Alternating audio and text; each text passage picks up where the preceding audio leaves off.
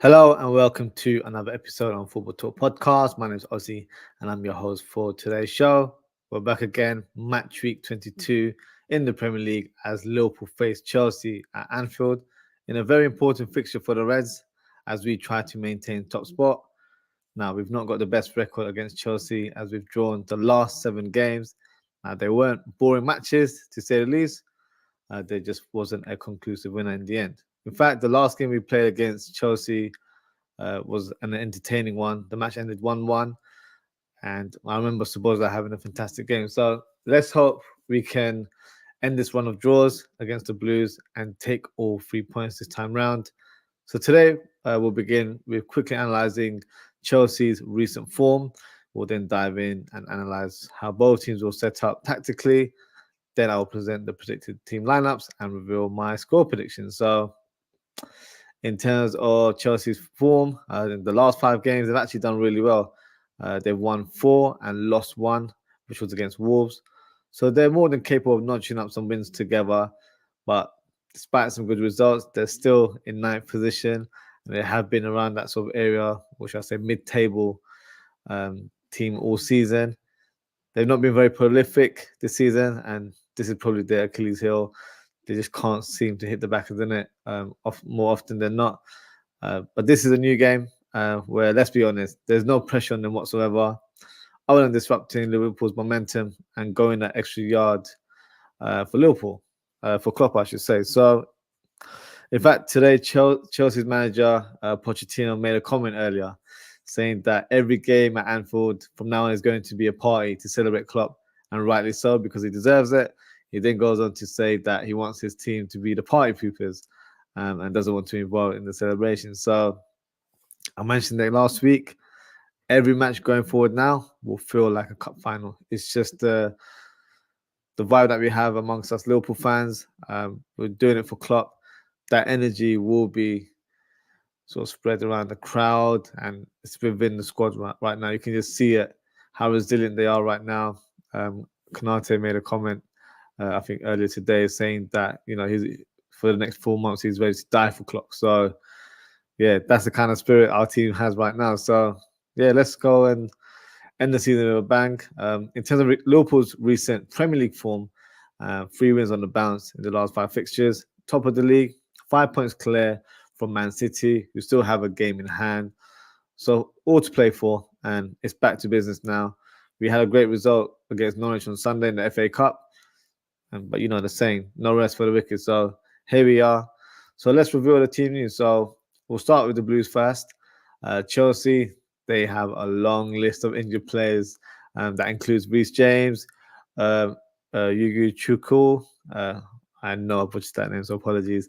Fofana, Sanchez, Cucurella, Lavia, and Shalaba as well. Nicholas Jackson, or Action Jackson, as most of us know him as, is on international duty with Senegal.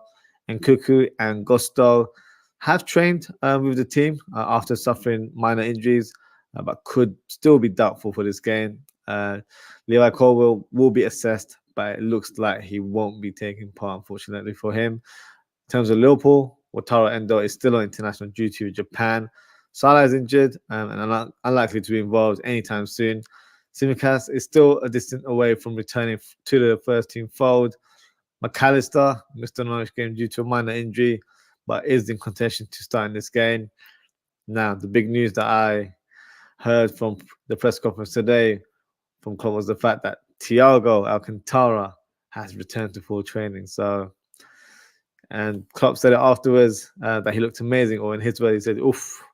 So for me, that sounds positive, and I like the sound of that. But he also said that it's too early for him to make a return, but positive news regardless. He'll be pivotal. Not pivotal, but he'll have a great impact when he comes off on the pitch. He's just levels above in terms of technique. So yeah, excited to see him. Even if it's a small contribution to our season, it might actually help in terms of us pushing for all of the honours. I'm still talking about that quad talk. We're still in it, so let's keep going with it. In terms of other news, Trent, Robertson, and Szoboszlai all had minutes under their belt against Norwich, so they are in contention to take part in this game. So what I'll do first, I will present the predicted lineup for the away team, which is Chelsea, and then I'll do the predicted lineup for Liverpool. But also speak tactically into how both teams will set up. So let's start with the first one. So that is Chelsea. In terms of their lineup, as I mentioned, they've got a lot of injuries. So no sympathy on my part, but that's just the reality of it. So in goal, Sanchez is out with a knee injury, so it will be Petrovic, if he's there. There he is, top one. Gusto would normally have played right back, but he might be a doubt. They've got Reece James, who's been out for a while, so I'm not sure who would play in that role. It'll have to be a makeshift player. So I think it'll be Ozzie that will go and play. Right back is not his favorite position, don't get me wrong, but I feel like they don't really have much option, to be fair. And then you'll have Thiago Silva, who'll start there. Badiashile will start alongside him, I think, to give them a bit of balance with Colwell not being available. And Ben Chilwell is available for this fixture, so I can see him starting in this team. So that's the back four. In terms of double pivot, it will be Enzo. Where is it? There it is. And Caicedo. On paper, a formidable partnership, but yeah, far from the truth. They've been shocking, to be fair.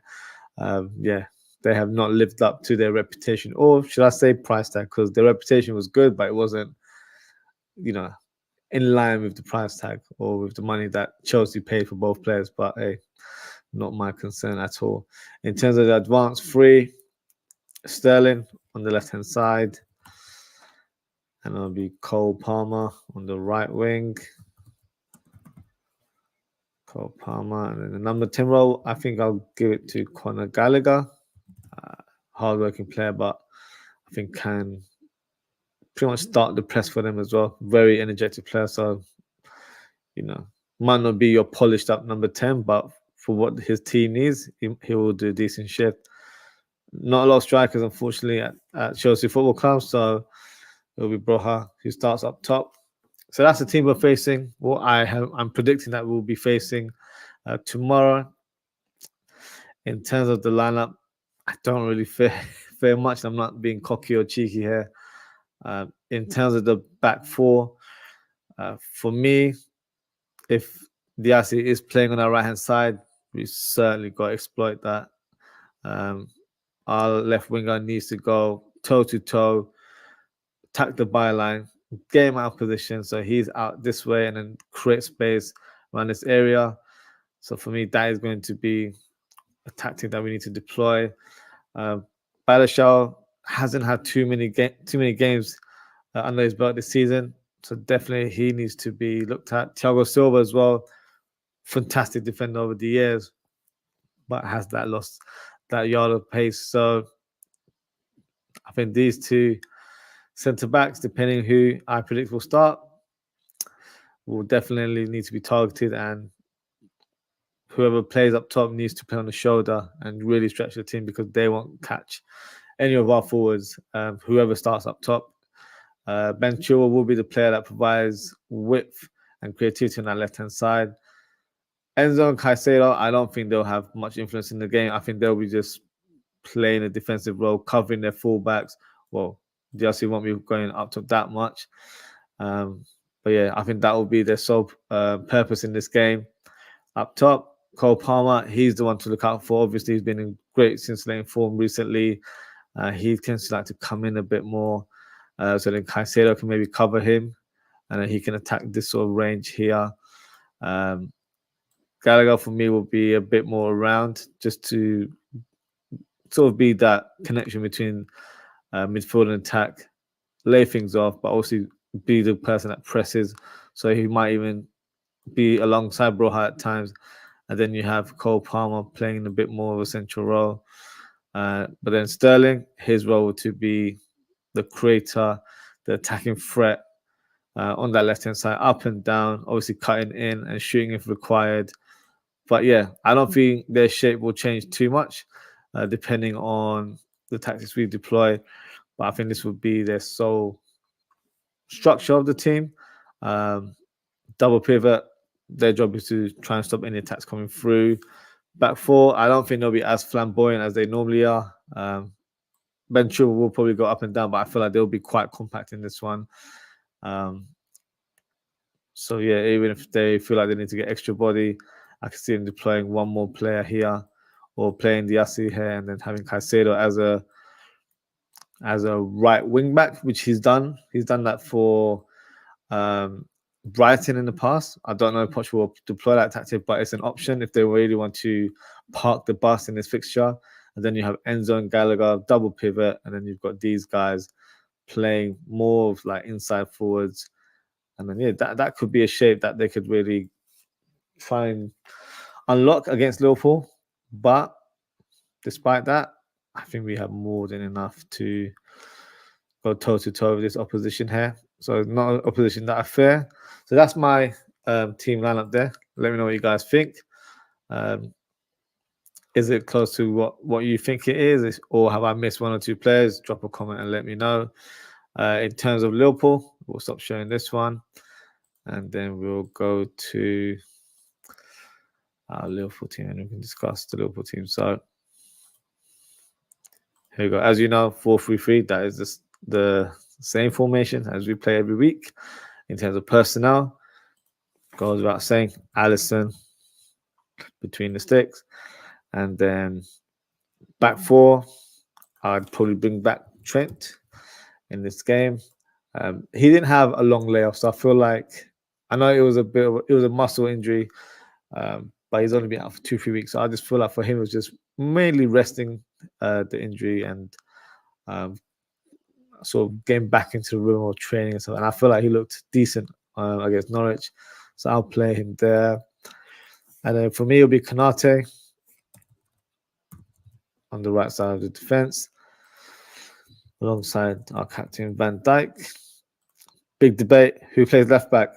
Is it Joe Gomez, who's been phenomenal in the last 13-14 weeks, or do we revert back to our more accomplished left back in Andrew Robertson, who has been, laid pretty much out of action for 13-14 weeks since Joe Gomez has been placed in the team since his absence? So for me, I'm sticking with Joe Gomez. I don't feel like there's any reason why he should be dropped. I would still be a bit more wary in terms of how to embed Robertson into the team. I don't think he needs to be rushed in my opinion. If we were really struggling, then, you got to throw him in there. But we've got Gomez, who's been fantastic. He's been so consistent this season. So for me, in this fixture, I wouldn't start Robertson. Looking at the Arsenal game, maybe a different proposition. But until then, we'll look to this fixture, take it one game at a time. In terms of the midfield, I'm going to go with McAllister. Really impressed with McConnell, who did a job the other day. It was really solid.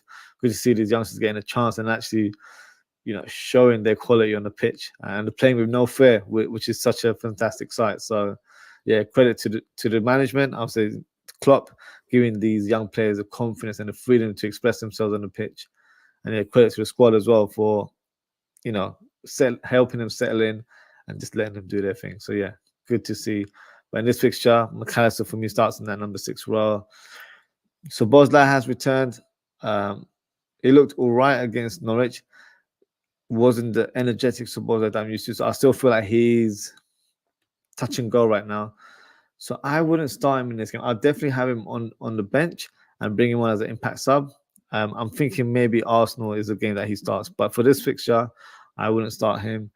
So I'm going to go with Curtis Jones on the left side, and I'm going to go with Gravenberch, who for me has been impressive in the last couple of games and has picked up some decent form recently. So for me, Gravenberch deserves a start. So the same midfield that played last week, and it did a good job. It was a good balance to the team.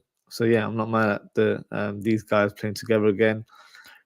Now that the 3 strikers up top, or 3 attackers up top. So for me, Jota starts on the right-hand side. I'm going for Darwin Núñez up top. I'm going for Luis Diaz on the left, and I'll explain my selection there. So with Diaz, if Diassi is the right back for that team tomorrow, then Diaz needs to go all out, throw the kitchen sink at him, and yeah, make him work during that game, because that is an area where we can really exploit. Diassi is a centre back by trade, not really a right back to compete with a winger like Diaz. So I think he'll have a torrid time against him, using his pace and trickery and flair. Yeah, I don't think he'll be able to cope. So Diaz for me will be key in terms of taking him to the byline and then creating space around this sort of midfield area. So he'll be attacking here and then end up having space for Curtis Jones to exploit and having some shots on goal. And the reason I'm going for Darwin Núñez up top rather than Jota is because they've got Thiago Silva, who for me will find it difficult to catch him, to say this. Many centre backs will, and then Thiago Silva certainly won't be able to catch him. And with Bayashel, if he starts alongside him, I feel like he'll have too much for them. So he will cause all kinds of chaos, playing on the shoulder. And I feel like playing century will suit his skill set and suit us tactically to really exploit and destroy that team going forward. And Jota, for me, gets that free role where he can roam around. He can interchange with Núñez if required. But yeah, for me, free role, he can do what he wants. If things aren't working, let's say Diaz isn't able to get the best of Diassi, swap these guys around. And that can be done as well. So, but for me, I would prefer to see Diaz start on the left to attack Diassi, and then Diogo Jota doing his thing. Ben Chilwell, his role is to be the creativity on that left-hand side. So he'd want to be on the side as possible. So Jota's coming in, he's coming more infield, allows Gravenberch to exploit that area as well. Or even better, you've got Trent coming in midfield and doing the job as well, and really creating attacks from this sort of position. Like as you can see, it's almost formed a triangle there. So tactically, I think we're going to be fantastic. Yeah, I'm looking forward to this fixture. Hopefully it's not another draw. That's one thing that I'm not hoping for. A draw for me would feel like a defeat because of the momentum that we picked up in the last few weeks, and we need to maintain that top spot as much as we can this season. So that's my predicted lineup there. Let me know what you think. Do you agree or disagree with the selection? So I know some may have had Robertson in the team. Some may want Szoboszlai starting this game. Drop a comment. Let me know what you guys think. Love to hear from you guys. And yeah, that's me for today, guys. So thank you so much for tuning in. If you haven't already, please don't forget to like, comment, share, and subscribe. I will be doing a match reaction tomorrow. It will be at 10:30 p.m. So the best thing to do is hit that notification bell, and you will receive that notification when I'm going live. You can also follow me on social media for all the latest updates. So you can follow me at Ozzie FTP on Twitter /X, and you can also follow me at Ozzie.ftp on Instagram, Threads, and TikTok. Before we conclude, I'll also reveal my score prediction. So I'm going to go for a Liverpool win. No surprise there. But the scoreline that I'm going for is a 3-1 victory. And in terms of my goal scorers, I'm picking Jota, Darwin Núñez, and Trent Alexander-Arnold on the score sheet. And for Chelsea, I think Conor Gallagher will hit the back of the net. So that's my predicted lineup. That's my score prediction. Hopefully we get the win tomorrow. Thank you for tuning, guys, as always. Take care, stay safe, and I hope to speak to you all very, very soon. Goodbye.